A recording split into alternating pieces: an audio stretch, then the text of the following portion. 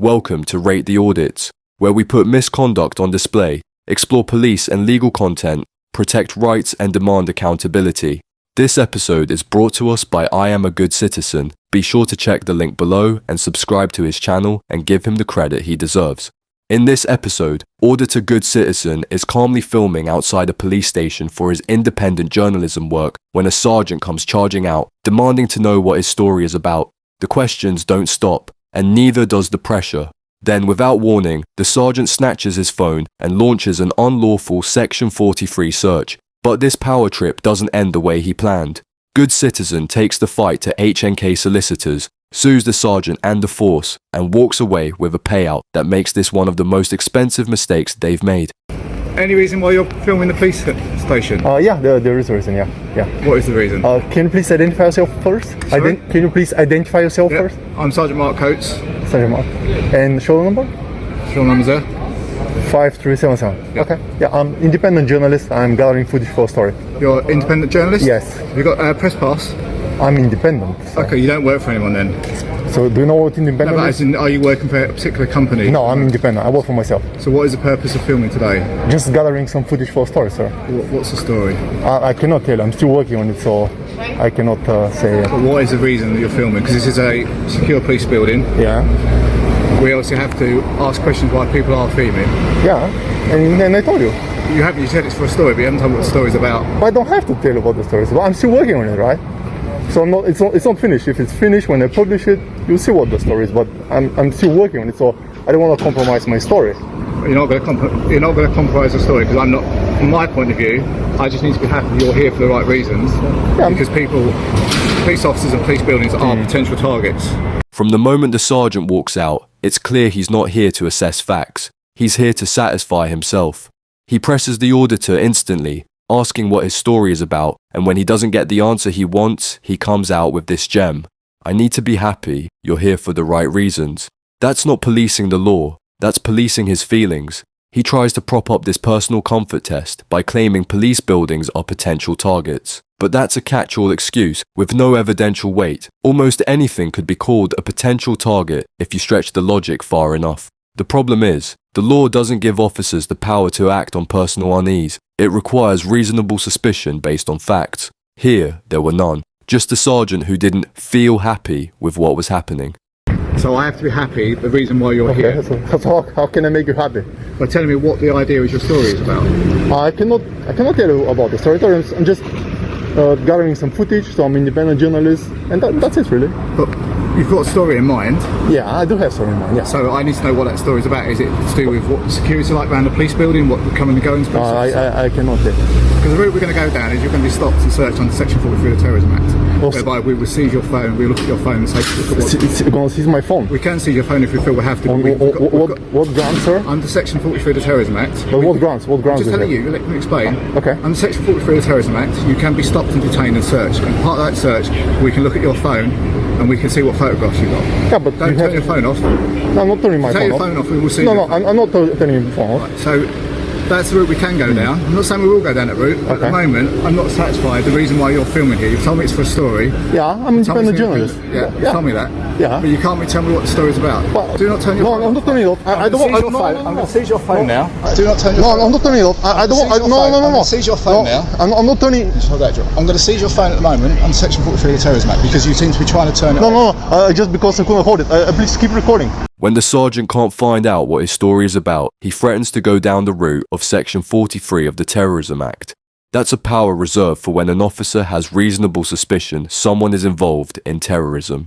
Here, there's no evidence, no intel, nothing to meet that threshold. Just a sergeant trying to use one of the most serious search powers in UK law as leverage. Then, without even detaining the auditor, he grabs and snatches the phone straight from his hand, claiming he thought it was being turned off. At that moment, he had no legal authority to seize it, no arrest, no search in progress, no warrant. Under UK law, taking someone's property without lawful power is not just wrong, it's unlawful. This is a perfect example of how police powers get twisted. First, use persistence to try and get what you want. Then, threaten legislation you can't justify. And when that still doesn't work, just take what you want anyway. Have you got any ID, sir? So, have I committed a crime? I'm about to, right, we'll go down the route then. You're now detained under Section 43 of the Terrorism Act. You're going to be stopped and searched. Part of that, I need your details so I can check to see who you are, and we have the power. But you're abusing. Okay, so if I don't give you my name, are you going to arrest me? I'm not saying I'm going to arrest you. I'm saying you'll be detained. I've asked you the reason why you're filming. Yeah. You've told me for a story. Yeah. I'm a independent journalist. Which is fine. I understand that. But you can't tell me the story. So I cannot tell you the story, right? Because I'm working on it. It's not finished yet, sir. But you must have a concept. Yeah, I'm just walking around and film in the city of London. You're filming a police station. Yeah, why not? I'm staying on the public. Right, this is a public payment. Yeah. So you took my phone, right? I've took your phone because I think you were trying to. No, I don't want to. I just want to be filmed because I want to make sure what I'm doing is right. I'm not hiding. I want to keep filming. I don't want to stop filming. Please film me.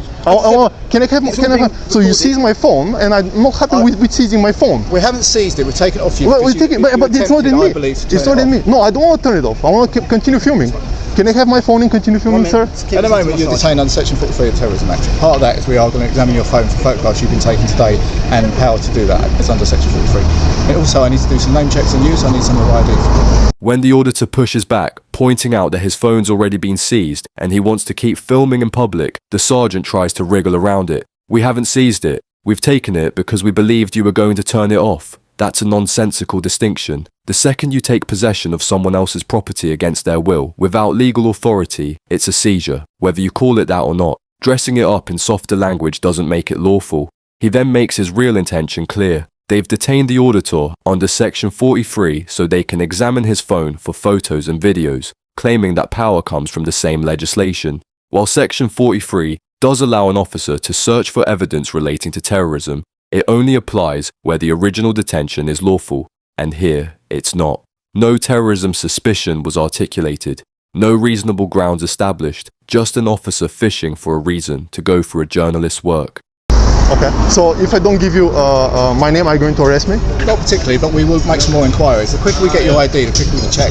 So if it is a lawful order, I give him a lawful order to give my identity. Under Section 43 of the Terrorism Act, you are detained. As part of that, we have the power to look at your phone and also do some checks on you and to search you. Okay, but so is it a lawful order? It's an order. It's a power. I give him a lawful order. So if you give me a lawful order to give you my name and date of birth, I'm going to give it, but under the threat of arrest. If you don't give me a threat of arrest. So if it's not under the threat of arrest, I don't want to give it. Under Section 43 of the Terrorism Act, we need to do some checks on you. Right. Shall I explain why you've been detained then? Explain, what are the grounds? Because you are seen outside the police station filming. As we've passed you, you're holding your phone like this, so we can photograph yourself, but clearly filming the gate. Part of that gate is a security pad, so I don't know whether you're filming to see if officers are pressing that to get access to the building. This is a police building. You gave a reason, you're an independent journalist and you're making a story. But you can't tell me the context of that story, you can't tell me why you're here. I told you. You haven't. I told you, sir. The sergeant's grounds for using Section 43 are some of the weakest you'll ever hear. First, he claims the auditor is filming himself with the station gate in the background, and because part of that gate has a security pad, he doesn't know if the auditor is capturing officers using it to get access. That's not reasonable suspicion, that's paranoia. The keypad is in public view, the camera isn't even aimed to capture its use, and there's no law against filming something visible from where you're legally allowed to stand. His second ground is even worse, that the auditor won't give him context for his story or explain why he's there. That's not an offence, that's a right. You don't need to justify your presence in public or hand over the details of your work just to avoid being treated like a suspect. Using someone's refusal to answer questions as a reason to search them isn't suspicion. It's punishment for not complying. I'm going to ask you one question. If you don't want to answer, you don't have to. Have you got anything on you that can harm me or harm I don't answer any questions.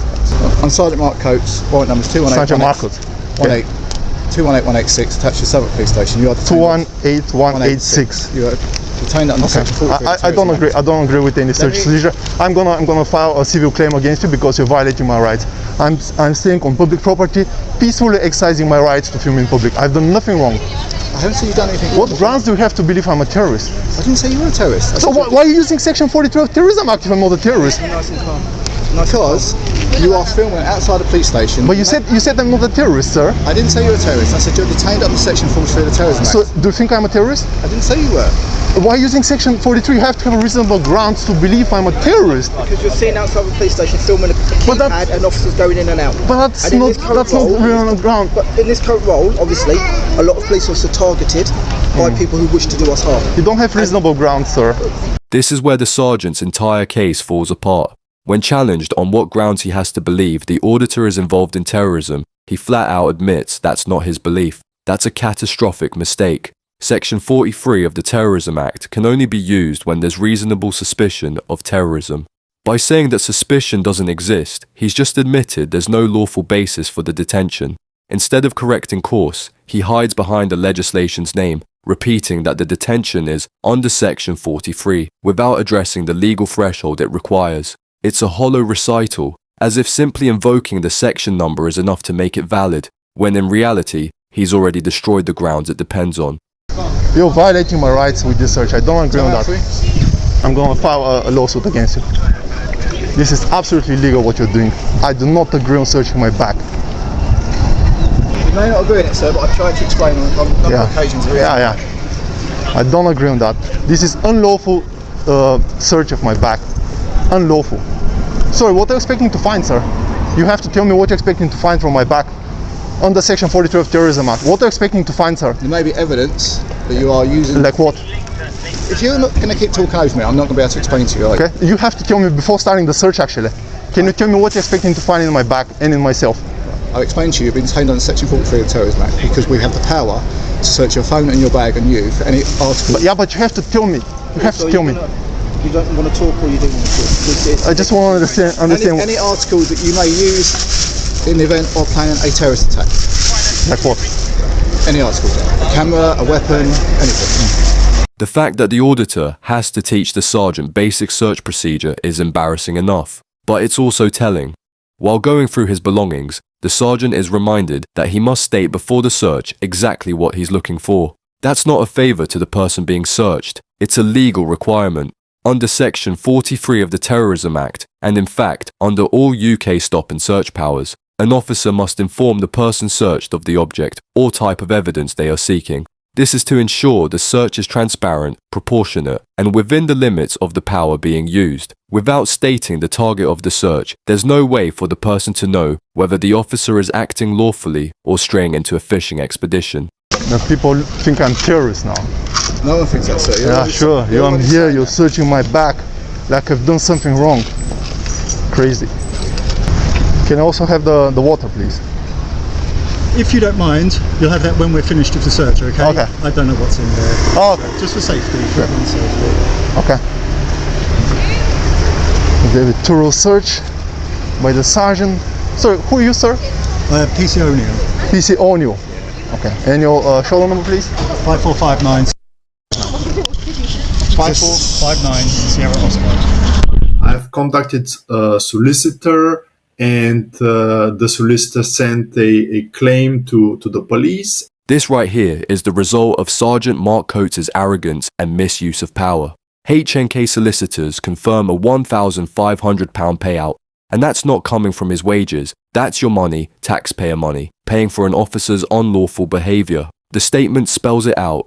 He detained and searched a journalist without lawful grounds, seized his phone while he was exercising a perfectly legal right to film in public, and abused Section 43 of the Terrorism Act to do it. And he wasn't alone. Named officers stood there and helped him carry it out. This isn't a difference of opinion. This is a legal admission that the sergeant got it wrong and the force had to pay for it. From the very start, the sergeant approached like he already had his verdict, pressing the auditor over and over for details about his work. That constant fishing wasn't about gathering intelligence. It was about wearing him down until he gave an answer. The problem? The law doesn't require anyone to justify filming in public. The refusal to accept that basic fact is what turned a simple encounter into a legal disaster. Then came the misuse of Section 43, and this is where the sergeant's credibility completely collapses. The power exists solely for situations where there's reasonable suspicion of terrorism. He openly admitted that wasn't the case, yet still used it to detain and search. That's not a misunderstanding, that's a conscious decision to invoke one of the most serious stop powers in the UK without meeting its most basic requirement.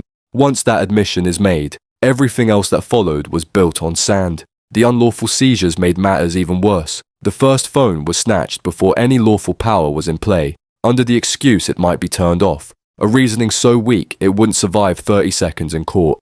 And taking the second camera at the end just proved this was never about genuine threat assessment. These were physical grabs, done to take control and shut down recording, nothing more. When an officer strips a journalist of their equipment without clear legal power, it's not policing, it's suppression.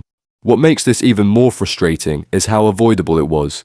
A quick professional approach acknowledging the legality of public filming, a genuine assessment for any real security risk, and then moving on would have cost nothing, broken no laws, and earned respect. Instead, the sergeant's approach handed the auditor a clear legal win, drained £1,500 from the public purse, and left another filmed example of how bad policing doesn't just damage reputations, it comes with a price tag we all pay.